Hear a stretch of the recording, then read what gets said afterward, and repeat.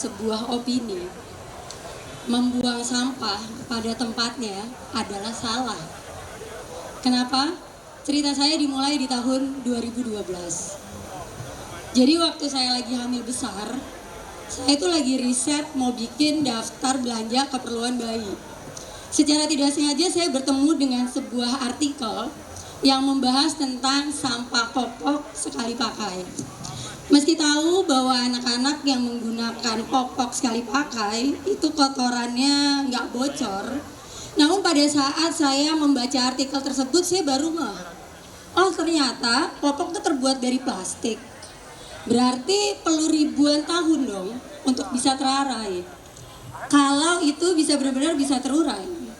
Dan mustahil untuk didaur ulang karena ada kotoran bayi yang nempel di atas popok dan terkontaminasi.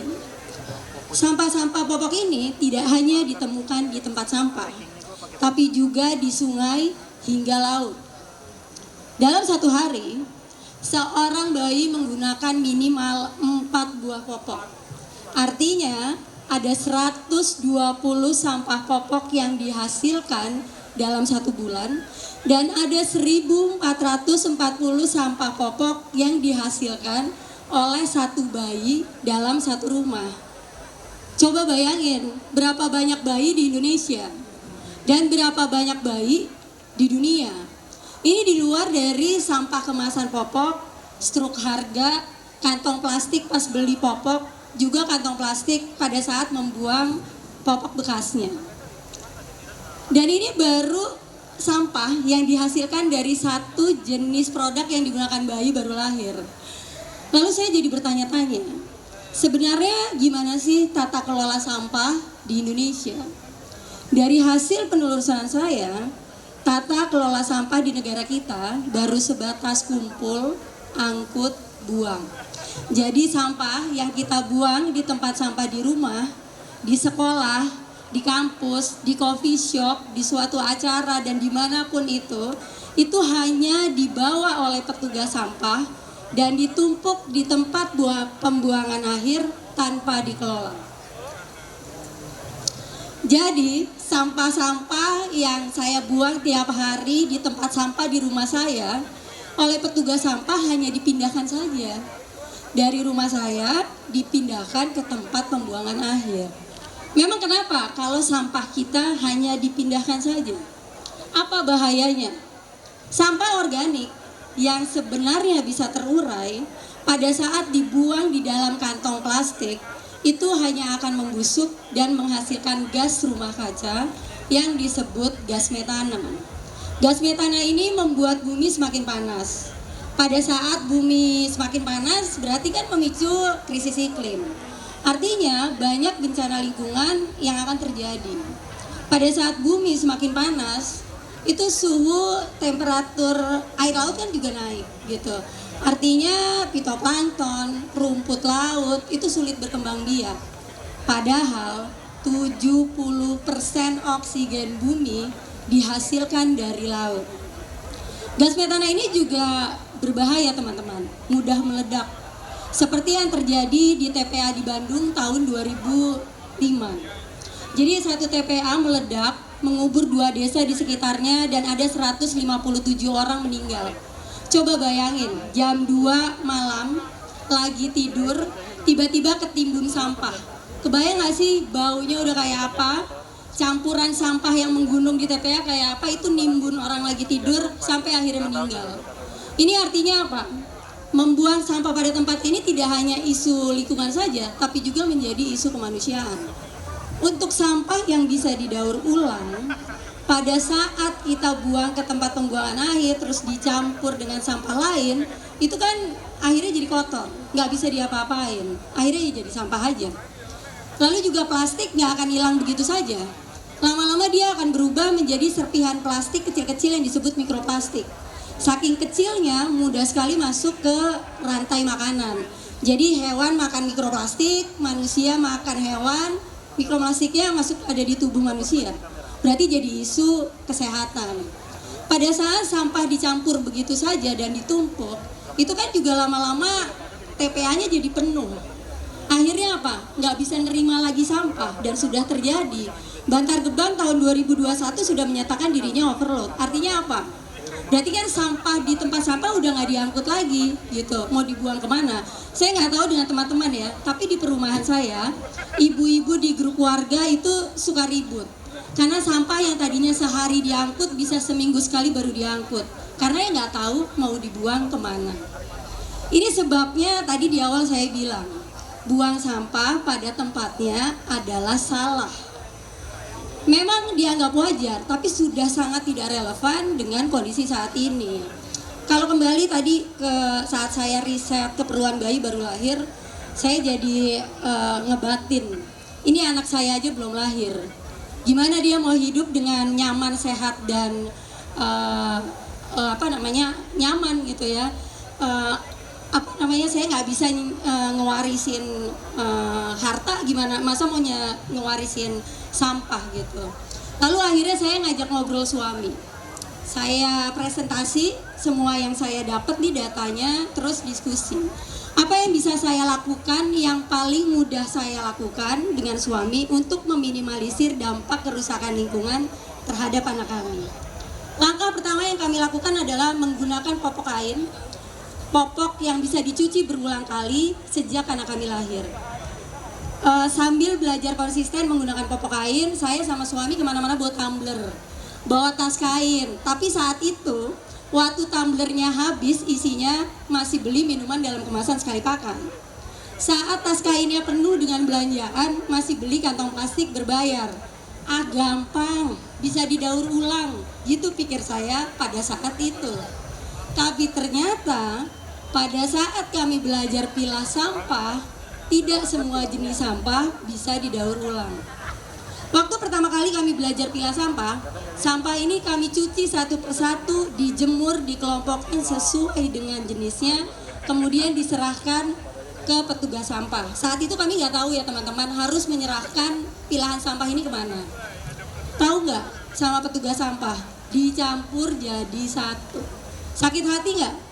Dicampur sama sampah organik, dicampur sama sampah orang lain gitu.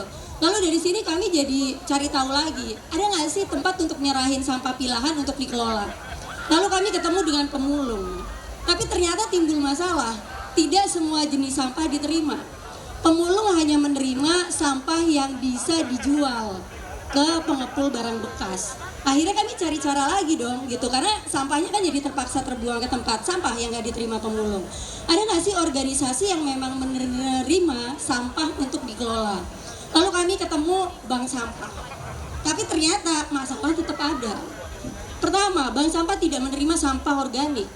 Lalu bank sampah itu juga hanya menerima sampah yang memang bisa didaur ulang.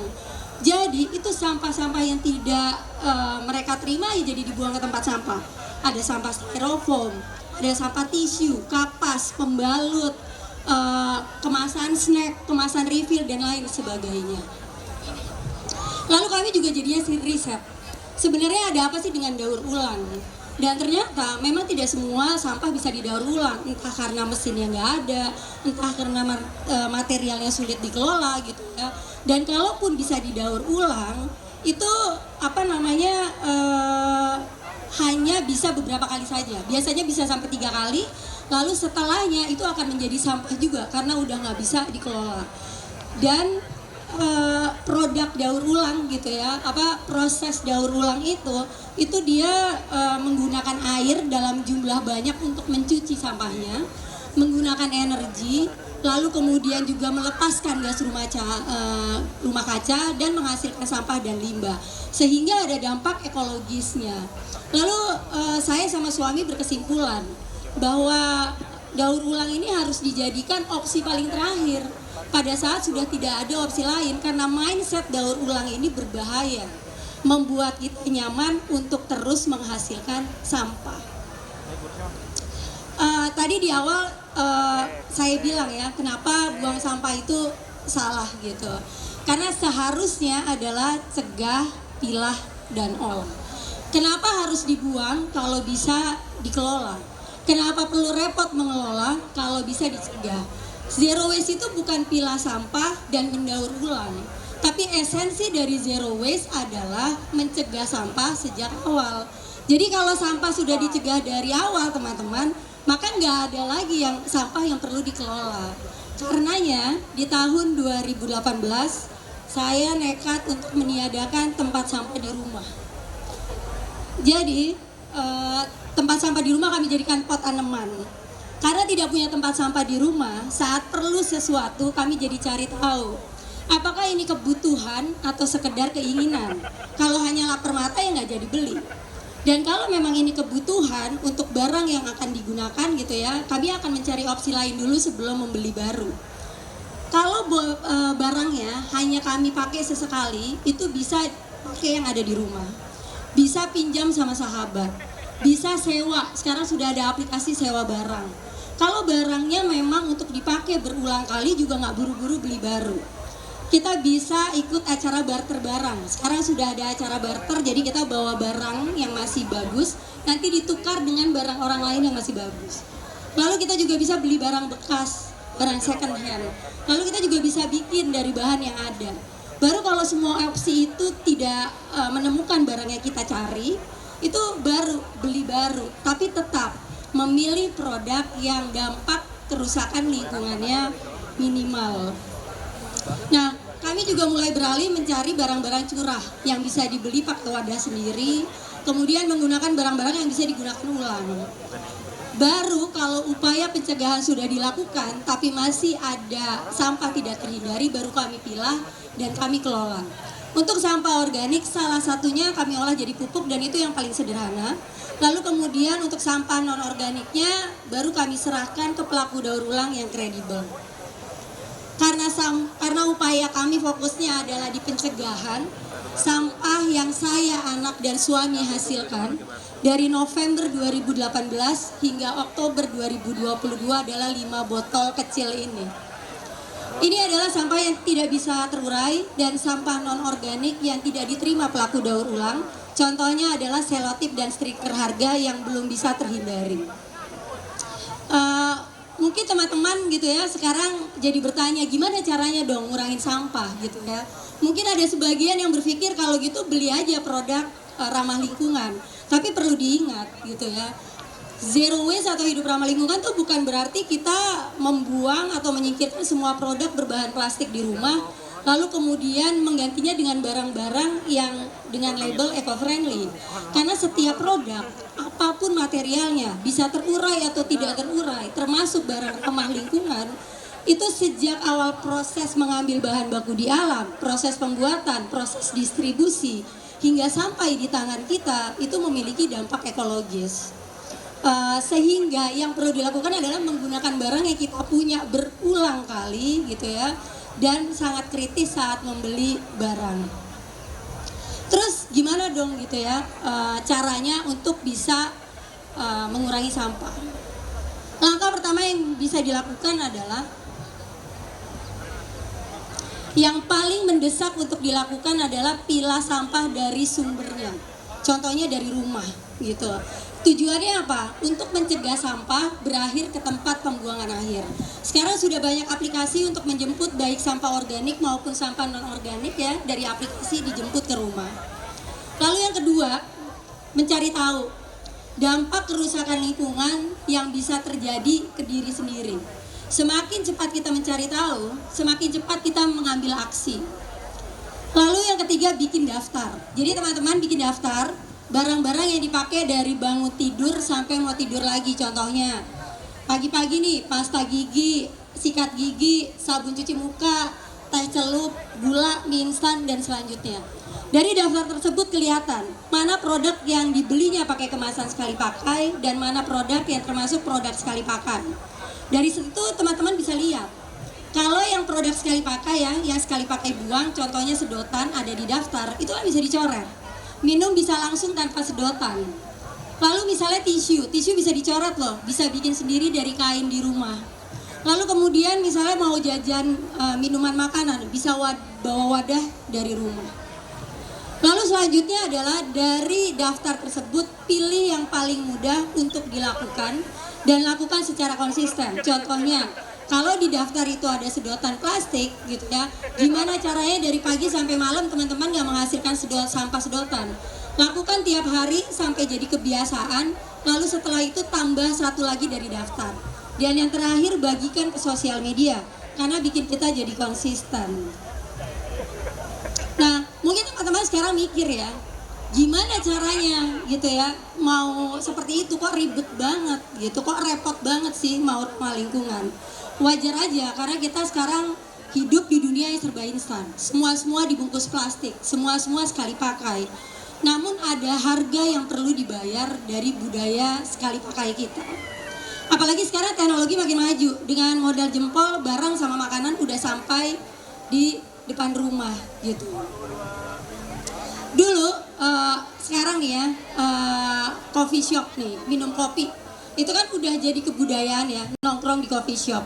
Tapi apakah teman-teman tahu, untuk membuat paper cup itu ada pohon yang ditebang, ada energi yang digunakan, ada gas rumah kaca yang dilepaskan, ada sampah limbah yang dihasilkan, dan paper cup itu dilapisi plastik supaya kopinya nggak bocor, sehingga tidak diterima oleh pelaku daur ulang. Dalam 1 tahun ada 320 paper cup yang dibikin di seluruh dunia, dari salah satu aplikasi jual makanan minuman di Indonesia. Dalam 3 bulan paper cup yang terjual gitu ya, kopi yang terjual itu paper cupnya kalau disusun vertikal tingginya 20 kali tinggi Monas. Bayangin teman-teman, Monas 1 biji aja udah tinggi banget, ini 20 kali tinggi Monas gitu. Jadi memang tergena ribet ya gitu. Tapi awalnya gitu ya, saya mengubah cara hidup saya itu karena anak saya. Saya takut anak saya nggak kebagian lagi sumber daya, lalu kemudian nggak bisa hidup layak. Saya takut anak saya nggak bisa berenang di laut, nggak bisa main di pantai, nggak bisa hiking di gunung karena banyak sampah. Saya takut anak saya jadi dapat banyak wabah penyakit dan terkena banyak bencana lingkungan. Tapi semakin kesini saya sadar, ini bukan hanya masalah seorang ibu yang mempunyai anak saja, ini masalah semua orang, dari yang bayi sampai yang tua, berapapun usianya, apapun latar belakangnya, apapun pekerjaannya. Karena semua ketakutan saya sudah terjadi sekarang. Dan plastik itu pada saat tidak terurai, tidak jadi serpihan kecil-kecil, itu udah masuk ke dalam tubuh manusia dan menjadi isu kesehatan.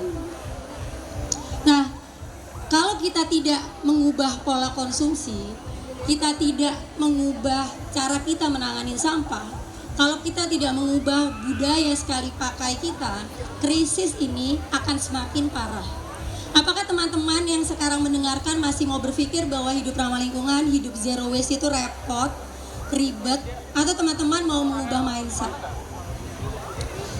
Apakah teman-teman mau melihat dari sisi yang berbeda dan mulai melakukan langkah pertama untuk mengubah krisis ini? Atau teman-teman bisa saja tetap dengan mindset bahwa zero waste itu ribet gitu ya, dan krisisnya akan semakin parah gitu. Zero waste itu bukan gaya hidup teman-teman.